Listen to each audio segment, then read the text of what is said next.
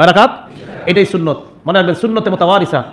1284 হিজরির আগ পর্যন্ত সারা পৃথিবীর সবাই 20 রাকাত তারাবি পড়তো। আপনারা যারা 8ও পড়েন, কিন্তু এই কথাটা মনে রাখেন যে 8-এর স্লোগান 1284 আগে দুনিয়াতেই ছিল না। যদি প্রমাণ দেখাইতে পারেন আমাকে যে এই স্লোগান উঠছে, এরকম উঠে নাই, বিশ্বাস করেন 1284 হিজরি পর্যন্ত সারা পৃথিবীতে 8 রাকাতের কোনো স্লোগানই ছিল না। ফারুকের জামানায় তারাবি 20, হযরত ওসমানের জামানায় তারাবি 20, হযরত আলী রাদিয়াল্লাহু তাআলা আনহুর জামানায় তারাবি 20, 1284 পর্যন্ত তারাবি 20 চলল। তারাবির নামাজ যদি 8 রাকাত হয় তো ওমর রাদিয়াল্লাহু তাআলা আনহু 20 রাকাত কি? ওমর রাদিয়াল্লাহু তাআলার যুগে লোকেরা 20 পড়তে হয়েছে, তারপরে হাদিসটা বলি। হ্যাঁ, কিন্তু ওমর রাদিয়াল্লাহু তাআলার হুকুম মুয়াত্তা মালিক রয়েছে, তিনি হুকুম দিয়েছিলেন তামিম দারিকে আর উবাই ইবনে কাবকে যে আইয়ুসাল্লু বিন নাসে বে 11 রাকাতান, 11 রাকাত পড়াবার হুকুম ছিল, কিন্তু লোকেরা ভিন্ন ভিন্ন তারা কি করতো? 20 রাকাত পড়তো।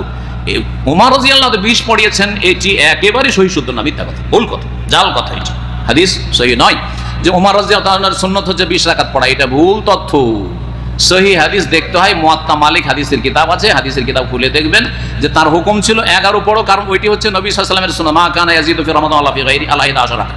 11 রাকাত বেশি রমজানে, গায়র রমজানে কোনো মাসে বেশি করতেন না, সবসময় 11 পড়তেন। আরিফ বিন হাবিব খুব ফটর করেছিল, বেটা বলেছে 1264 হিজরির আগে নাকি কেউ 8 টাকা তারাবি, এই আন্দোলন নাকি ছিল না। আমি তোমাকে চ্যালেঞ্জ করে বলেছি, মায়ের যদি দুধ খেয়ে থাকো 1284 হিজরির আগে তারাবি, তাহাজ্জুদ, আলাদা নামাজ, একটা দলিল তোমার বাপের ঘর থেকে হলে দিয়ে যাবে। 1264 হিজরির আগে, 84 হিজরির আগে কেউ দাবি করেন, কেউ না। যদি বুকে দাম থাকে, তারাবি না তাহাজ্জুদ একই নামাজ না ভিন্ন নামাজ, এই বহাসে আরিফ বিন হাবিব ওয়েলকাম, চলে আসো, রাজি আছি। তুমি আবার বলো না জানো যে জেনারেল, কারণ তুমি একাধিক আলোচনাতে বলেছো যে তুমি যে মসজিদে খুতবা দাও, যে মসজিদে আলোচনা করো, মাঝে মাঝে আহলে হাদিস ছেলেরা ছোকরারা নাকি গিয়ে বলতেন বা বলেন যে আপনারা কেন বুকের উপরে হাত, নাভি নিচে হাত বাঁধেন, বুকের উপরে হাত বাঁধা হাদিস নাকি সহিহ। তুমি নাকি বলে এক খুলে সব খুলে খুলে হাদিস থেকে বুঝিয়ে দাও। বেটা আমি আহলে হাদিস আসো, একবার বুঝাতে, একবার বুঝাতে আসো। তারাবি তাহাজ্জুদ এক নামাজ না ভিন্ন নামাজ। রমাদান মাস, কেননা আগে থেকে তারা সরগুলো পাকিয়ে দিয়েছে। আর আমি আগে বলেছি ভালো হতে চাই, কিন্তু এই হুজুর আমাকে ভালো হতে দেয় না। আমি কত চেষ্টা করি ভালো হয়ে যাব, বারবার চেষ্টা করি যে আমার এই ভাইদের সঙ্গে ডিবেট বাহাস মোনাজারা করবো না, বারবার শুধু কিছু কিছু খুঁজা দেয়। তো খুঁজা দিলে তো বাসঝাড় রেডি আছে, রেডি আছে না নাই? তুমি খোঁচাখুচি করবা, বাসঝাড় নেবা না, তোমাকে বাসঝাড় নিতে হবে। আর আমরা দেওয়ার জন্য সবসময় প্রস্তুতি নিয়ে থাকি। তার জন্য আপনি আগে বলে দিয়েছি, তারাবি তাহাজ্জুদ যদি দাম থাকে, কিউট ভাই তুমি চলে আসো, না পালে তোমার প্লে বয়কে পাঠিয়ে দাও, তাও না পালে নাইট বয়কে পাঠিয়ে দাও, তাও না পালে আরিফ বিন হাবিব, এখনো তার সঙ্গে ভদ্রতা হচ্ছে, যতদিন সে ভদ্রতা দেখাবে।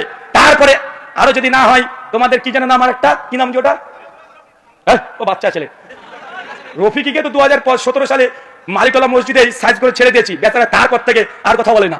লুৎফর রহমান ফারাজি ও লিস্ট থেকে আউট হয়ে গেছে, ওকে মানে মঙ্গল করে খুঁজতে হবে, ওকে দেখা যায় না, দেখা যায় আর তামিদুল মাওলা ও গায়েব, অদৃশ্য, ও বৃহস্পতি গ্রহে বসবাস করছে এখন। কিন্তু এখন মাঝে মধ্যে একটু ভাই লাভ দিত, অনেকটা কমে গেছে, কিন্তু ইদানিং ফেসবুক আবার শুরু হয়ে গেছে।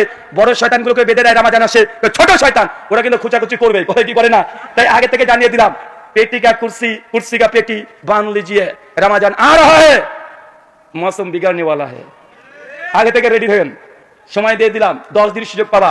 একদম স্কুলের ব্যাগ নিয়ে মাওলানা আব্দুল মালিকের কাছ থেকে তারাবি তাহাজ্জুদ এক নামাজ না ভিন্ন নামাজ, এই 10 দিন ক্লাস করতে শুরু করে দাও। 10 দিন পর দেখাবে ইনশাআল্লাহ।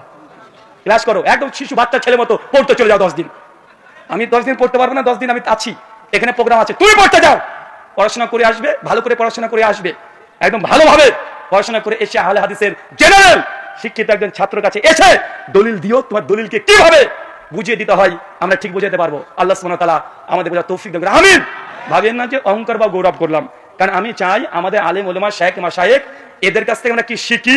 শেখদের ডিবেটের জন্য আমি বলি, বারবার বলি, কোন শেখ মাশায়েখ তারা যেন ডিবেটে না যায়। আরে আমরা আছি, ওরকম ছুঁচো মারতে কামান ব্যবহার করার দরকার নাই।